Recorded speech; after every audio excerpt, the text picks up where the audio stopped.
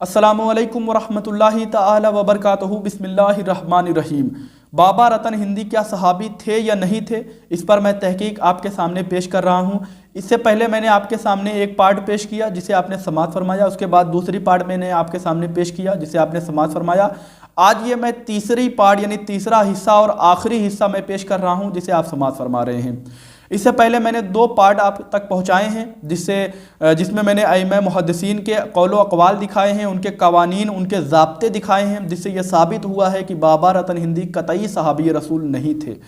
आज मैं आपके सामने फिर से अइम्मा कराम के अक़वाल दिखाऊंगा और सबसे बड़ी बात, हम बरेलवियों के लिए इमाम अहले सुन्नत सैयदी आला हज़रत शाह इमाम अहमद रज़ा ख़ान फ़ाज़िल बरेली अलैहि रहमतु व रिज़वान के कुछ कौल मैं आपके सामने पेश करूंगा बाबा रतन हिंदी के ताल्लुक़ से, जिससे यह साबित होगा कि बाबा रतन हिंदी कतई सहाबी रसूल नहीं है। अब आइए, मैं तहकीक पेश करने से पहले एक बात बताना चाहता हूँ कि आज मैं कुछ मजबूरी की वजह से मुख्तसर कलाम करूँगा, बहुत मुख्तसर कलाम करने की कोशिश करूँगा, इस वजह से कि मेरी तबीयत में कुछ नासाजी है।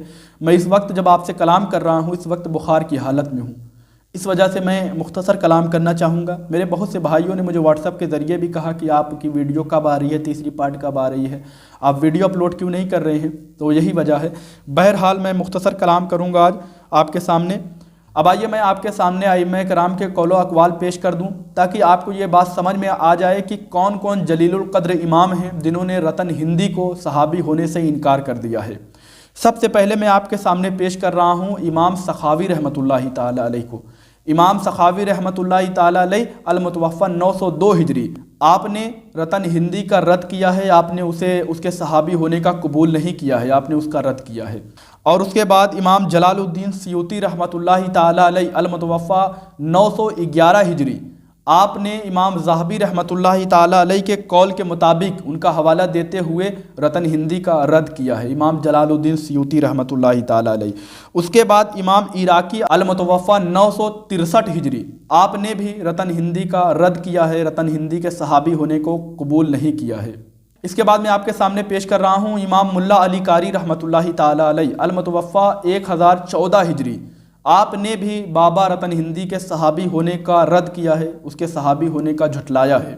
अब इसके बाद मैं इमाम इब्ने कसीर रहमतुल्लाहि ताला अलैह अल-मुतवफ़्फ़ा 774 हिजरी, इनका कौल मैं पेश कर रहा हूँ कि इन्होंने भी बाबा रतन हिंदी का रद्द किया है। आपने फरमाया कि बाबा रतन हिंदी का सहाबी होना कबूल नहीं किया जाएगा क्योंकि ना तो रसूलुल्लाह सल्लल्लाहु अलैहि वसल्लम के दौरे मुबारक में इन्हें कोई जानता था, ना तो रसूलुल्लाह सल्लल्लाहु अलैहि वसल्लम के बाद कोई इन्हें जानता था, बल्कि इन्हें जानना ही शुरू हुआ 600 सदी में, यानी 6वीं सदी में ये नमूदार हुआ है। इससे पहले रसूलुल्लाह सल्लल्लाहु अलैहि वसल्लम के दौरे मुबारक में या रसूलुल्लाह सल्लल्लाहु अलैहि वसल्लम के बाद कोई इन्हें नहीं जानता था सिवाय 6वीं सदी के पहले। मैंने आपके सामने अइम्मा कराम के कौलो अक़वाल पेश किए जहाँ से यह साबित हुआ कि अइम्मा कराम रतन हिंदी को सहाबी नहीं मानते। अब आइए, मैं आपके सामने ज़्यादा वक्त ना लेते हुए आला हज़रत का कौल पेश कर दूँ ताकि कुछ बात समझ में आ जाए कि आला हज़रत का क्या मानना था रतन हिंदी के ताल्लुक़ से। मैं आपके सामने बता रहा हूँ पहले कि आला हज़रत रहमतुल्लाहि ताला अलैह वज़ाहत के तौर पर, यानी वज़ाहत यानी साफ साफ वज़ाहती लफ्ज़ मौजूद नहीं है कि आपने साफ लफ्ज़ों से रतन हिंदी का रद्द किया है। कहीं पर ऐसा कोई फतवा मौजूद नहीं है, कोई ऐसा कलाम मौजूद नहीं है। लेकिन आला हज़रत का मनहज, आला हज़रत का क्या मानना था, ये बात समझने के लिए आपको आला हज़रत रहमतुल्लाहि ताला अलैह के फतावे पढ़ने पड़ेंगे। और आला हज़रत ने जहाँ पर रतन हिंदी का तज़किरा किया है वहाँ पर आपको ये देखना पड़ेगा कि आला हज़रत का क्या मनहज है, आला हज़रत किस तरफ इशारा कर रहे हैं रतन हिंदी को लेकर। आइए, मैं वही इशारा आपको पेश कर रहा हूँ जिससे ये साफ लफ्ज़ों से पता चल जाएगा कि आला हज़रत का क्या मनहज है, क्या मान रहे हैं। मैं आपके सामने पेश कर रहा हूँ फतावा रज़विया। फतावा रज़विया जिल्द 8 और सफ़ा नंबर जो है वो है 390 और 391। जी, आपके सामने स्क्रीनशॉट आ रहा होगा, मैंने अंडरलाइन भी किया हुआ है, आप देखिए। मैं पढ़ के सुनाता हूँ, इशारा देखिए कि आला हज़रत किस तरफ इशारा कर रहे हैं। और यहाँ पर आला हज़रत रहमतुल्लाहि ताला अलैह का जो कलाम हो रहा है वो सूफिया की तरफ कलाम हो रहा है, सूफिया कराम, समझ रहे हैं, सूफिया की तरफ कलाम करते हुए फरमाते हैं कि कहा गया है कि गैर अइम्मा में जो अक्सर आदिल पाए जाते हैं, गैर अइम्मा से मुराद सूफिया हैं, समझ रहे हैं, सूफिया हैं। کہا گیا ہے کہ غیر ائمہ میں جو اکثر عادل پائے جاتے ہیں تو ان کے معمول سے معلوم ہے کہ وہ کسی عادل ہی سے روایت کرتے ہیں، لہذا ان کا ارسال بھی اس کا مقتضی ہے کہ جن سے انہوں نے روایت کی ہے وہ عادل ہیں، لہذا ان کی روایت مرسل ائمہ کے ارسال کی طرح ہی حجت ہوگی اور ان میں کوئی فرق نہ ہوگا۔ قول ہم غیر ائمہ میں صفت مذکورہ کے ساتھ عدل تسلیم نہیں کر سکتے، بلکہ غیر ائمہ میں جو عادل ہیں وہ اس بات کی پرواہ نہیں کرتے کہ وہ کس سے روایت کر رہے ہیں۔ کیا آپ نے نہیں دیکھا کہ شیخ علاء الدولہ سمنانی قدس سرہ نے رتن ہندی پر کیسے اعتماد کر لیا، حالانکہ ان کے مثل عدالت میں کون ہے، اور اگر یہ تسلیم کر لیا جائے تو یہ ان کے ذوم کے مطابق ہے، حالانکہ عام طور پر وہ خطا کرتے ہیں، پس وہ غیر عادل گمان کر لیتے ہیں۔ جی آپ کے سامنے میں نے یہ قول پیش کیا، کیا سمجھ میں آیا آپ کو اس قول سے؟ کیا اشارہ اعلیٰ حضرت کا جا رہا ہے رتن ہندی کی طرف؟ سمجھا آپ نے؟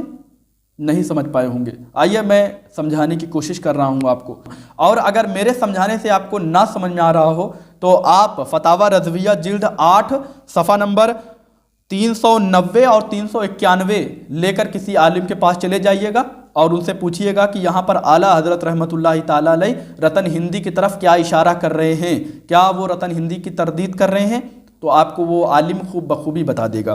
آئیے میں سمجھا رہا ہوں، آپ سمجھیے۔ آپ یہاں سے دیکھیے، آپ فرماتے ہیں قول، یہاں سے دیکھ رہے ہیں، انڈر لائن میں آپ کے سامنے پیش کر دیا، یہاں سے قول ہم غیر ائمہ میں صفت مذکورہ کے ساتھ عدل تسلیم نہیں کر سکتے، بلکہ غیر ائمہ میں جو عادل ہیں وہ اس بات کی پرواہ نہیں کرتے۔ سمجھ رہے ہیں؟ یعنی اس بات کی پرواہ نہیں کرتے کہ وہ کس سے روایت لے رہے ہیں، کسی جاہل سے روایت لے رہے ہیں یا کسی عالم سے روایت لے رہے ہیں، کسی صحیح راوی سے لے رہے ہیں یا کسی ضعیف راوی سے لے رہے ہیں یا کسی صحیح راوی سے لے رہے ہیں، ثقہ راوی سے لے رہے ہیں، کس سے روایت لے رہے ہیں، وہ اس بات کی پرواہ نہیں کرتے۔ آگے پھر اس کا رد کیا ہے اعلیٰ حضرت نے، غور کریے، فرماتے ہیں، میں ایک لائن آگے سے پڑھ رہا ہوں، بلکہ غیر ائمہ میں جو عادل ہیں وہ اس بات کی پرواہ نہیں کرتے کہ وہ کس سے روایت لے رہے ہیں۔ کیا آپ نے نہیں دیکھا کہ شیخ علاء الدولہ سمنانی قدس سرہ نے رتن ہندی پر کیسے اعتماد کر لیا؟ دیکھ رہے ہیں، رتن ہندی کا یہاں پر آپ نے تذکرہ اس طرف اشارہ کر رہے ہیں کہ آپ نے نہیں دیکھا کہ شیخ علاء الدولہ نے کیسے رتن ہندی پر اعتماد کر لیا، یعنی ایرے غیرے پر اعتماد کر لیا۔ یعنی یہاں پر آپ اعلیٰ حضرت رحمۃ اللہ تعالیٰ علیہ یہ اشارہ کر رہے ہیں کہ شیخ علاء الدولہ سمنانی دیکھ رہے ہیں کہ کس سے روایت لے لیا، کس پر اعتماد کر لیا۔ دیکھ رہے ہیں، اشارہ سمجھیے، یعنی اشارہ کس طرف ہے کہ کس سے انہوں نے یعنی اعتماد، کس پر اعتماد کر لیا، حالانکہ آپ نے دیکھا نہیں۔ یہ دیکھیں لکھا ہے یہاں پر کہ لکھا ہے کہ کیا آپ نے نہیں دیکھا کہ شیخ علاء الدولہ سمنانی قدس سرہ نے رتن ہندی پر کیسے اعتماد کر لیا، حالانکہ ان کے مثل عدالت میں کون ہے؟ شیخ علاء الدولہ سمنانی رحمۃ اللہ تعالیٰ علیہ کی طرف اشارہ کر رہے ہیں کہ اتنے بڑے یعنی صوفیہ ہوتے ہوئے آپ نے رتن ہندی پر اعتماد کر لیا۔ آگے پھر کیا کر رہے ہیں، غور کریے، آگے جو پوائنٹ آ رہا ہے پوائنٹ دیکھیے، اب آپ کو سمجھ میں آ جائے گا کہ اشارہ کس طرف کر رہے تھے۔ آگے فرماتے ہیں، اور اگر یہ تسلیم کر لیا جائے تو یہ ان کے ذوم کے مطابق ہے، اور جو انہوں نے اعتماد کر لیا اگر اس بات کو تسلیم کر لیا جائے تو یہ ان کے ذوم کے مطابق ہے، یعنی یہ ثابت نہیں ہے، یہ ان کے ذوم کے مطابق ہے۔ ذوم کے مطلب یعنی ان کے سوچ و فکر کے مطابق ہے، یہ ان کی سوچ ہے، ان کی فکر ہے، سمجھ رہے ہیں، یہ ان کے سوچ و فکر کے مطابق وہ یعنی رتن ہندی پر اعتماد کر رہے ہیں۔ کوئی علمی دلائل یہاں پر نہیں ہے رتن ہندی پر اعتماد کرنے کے لیے۔ اشارہ یہ اس طرف ہے اعلیٰ حضرت کا کہ شیخ علاء الدولہ نے جو رتن ہندی پر اعتماد کر لیا، حالانکہ اس کو تسلیم کیا جائے تو یہ ان کے ذوم کے مطابق ہے، یہ ان کے سوچ و فکر کے مطابق ہے۔ اب آگے کیا کہہ رہے ہیں، یہ ان کے ذوم کے مطابق ہے، حالانکہ عام طور پر وہ خطا کرتے ہیں، یعنی یہ خطا ہے، ان سے خطا ہو گئی ہے، سمجھ رہے ہیں، خطا ہو گئی ہے، خطا کی طرف اشارہ کر رہے ہیں۔ شیخ علاء الدولہ سمنانی قدس سرہ سے خطا ہوئی ہے، یہ انہوں نے اپنے ذوم کے مطابق رتن ہندی پر اعتماد کیا ہے، حالانکہ عام طور پر ان سے خطا ہوتی ہے، یہ خطا کی طرف اشارہ کر رہے ہیں، ان سے خطا ہوئی ہے جو انہوں نے रतन हिंदी पर एतमाद किया है। उसके बाद फरमाते हैं पस वो गैर आदिल गुमान कर लेते हैं। समझ रहे हैं मेरे भाई, इसे समझने के लिए अगर ना समझ में आया हो तो मेरे भाई प्लीज़ 2-4 बार आप पढ़िए, नहीं समझ में आता फिर भी तो जाइए किसी आलिम के पास और बाकायदा ये हवाला दीजिए और कहिए कि मुझे ये बात समझाइए। समझ रहे हैं कि आला हज़रत रहमतुल्लाहि ताला अलैह रतन हिंदी पर एतमाद कर रहे हैं, रतन हिंदी की तायीद कर रहे हैं। क्या कह रहे हैं रतन हिंदी के ताल्लुक़ से, क्या इशारा है रतन हिंदी की तरफ? क्या आप उसको सहाबी मानते हैं, उसे अच्छा मानते हैं? तो आपको वो बता देंगे, खूब अच्छे से बता देंगे, समझा देंगे जी। अब मैं सवालात करना चाहता हूँ अपने उन भाइयों से जो बाबा रतन हिंदी को सहाबी मानते हैं। मेरे कुछ सवालात हैं, मेहरबानी करके जवाब आप इनायत फरमा दें तो बड़ी मेहरबानी होगी आपकी। डिस्क्रिप्शन बॉक्स में मेरा व्हाट्सअप नंबर है, आप आएँ, मेरा व्हाट्सअप नंबर लें और मुझसे कांटेक्ट करें और मुझे जवाब दें कि मेरे सवालों के जो जवाबात हैं आप उसे पेश करिए। मेरा सबसे पहला सवाल है, खैरुल कुरून किसे कहते हैं? खैरुल कुरून किसे कहते हैं? आपको इस पर जवाब नहीं देना है, इसका मैं ही जवाब आपको दे देता हूँ। खैरुल कुरून उन 3 दौर को कहा जाता है, 3 दौर यानी 3 ज़मानों को कहा जाता है खैरुल कुरून, यानी कर्न, एक कर्न यानी एक ज़माना, एक दौर को एक कर्न कहा जाता है और कर्न की जमा है कुरून। तो एक कुरून यानी खैरुल कुरून यानी वो बेहतरी का ज़माना, बेहतरी का दौर। वो जो खैरुल कुरून है वो 3 ज़मानों को कहा जाता है। 3 ज़माना ऐसे हैं जो खैरुल कुरून हैं, यानी बेहतरी के ज़माने हैं, बेहतरी के कर्न हैं। एक सहाबा का दौर यानी एक कर्न, दूसरा कर्न ताबई का और तीसरा कर्न तबा ताबई का।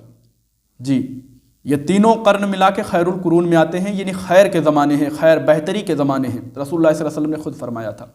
अब मेरा आपसे सवाल है, इसका जवाब दीजिए कि जब तक रूए ज़मीन पर एक भी सहाबी मौजूद होगा तब तक उसे सहाबा का दौर कहा जाएगा। ये मुसल्लमा है जी, इस पर कोई कलाम नहीं कर सकता।